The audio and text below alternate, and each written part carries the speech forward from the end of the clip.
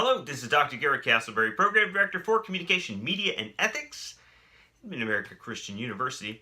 And I am joining us with a video discussion prompt number 3 for COM 4103, Special Topics in Media Studies. Our special topics emphasis for this course, Mythic Media in America. Hashtag Mythic Media. One of the ways in which we are studying myth, and specifically the intersection of myth-making with semiotics, as well as our broader interests in media studies, is we are looking at a particular area of popular culture to help us understand myth. And in week 1, we started off by sharing our origin stories of familiarity with Batman. The character, the myth, the legend. And in week 2, we discussed definitions of myth, okay? We have come across a variety of definitions, often related, but sometimes with variant wordings, phrasing, associations, and it's important to consider many of them, not one, all right? And finally, one of the sub-prompts that was part of our week 2 video discussion was to provide an original example.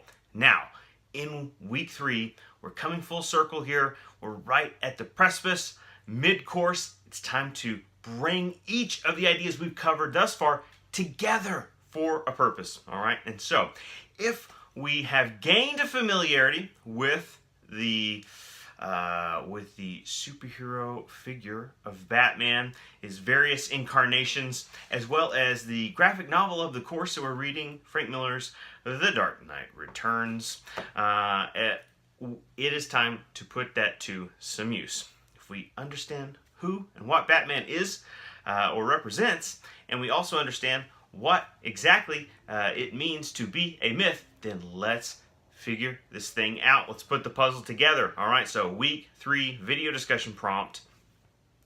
Take what we now know about myth and about myth making and plug it in specifically to the text of Batman, okay? So in other words, we keep using this this phrasing or this shared agreement that Batman is myth, is mythic, is myth making. But what does that mean? Okay, what are the raw ingredients that make Batman worthy of what we would say is mythological status? Can Batman be a myth?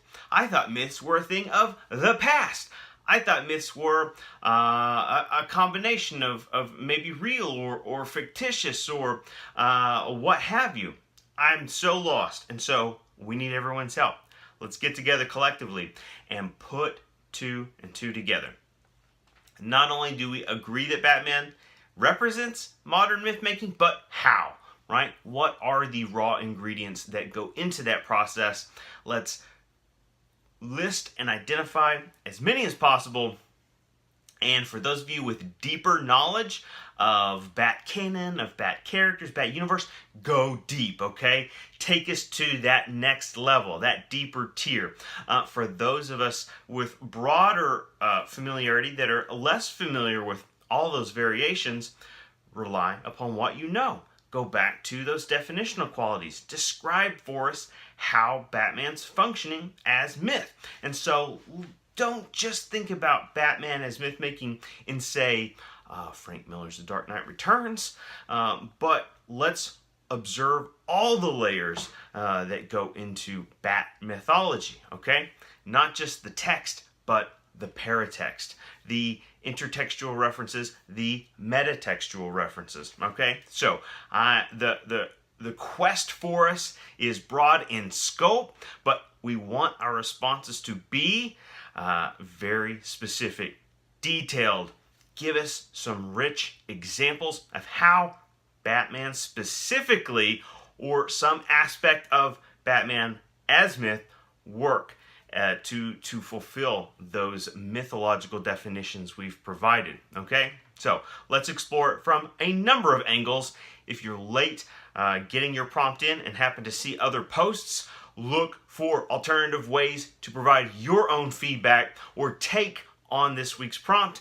Look forward to the discussion. Let's get after it, and we'll be coming together to comment and build upon each other's myth-making observations. All right, thank you.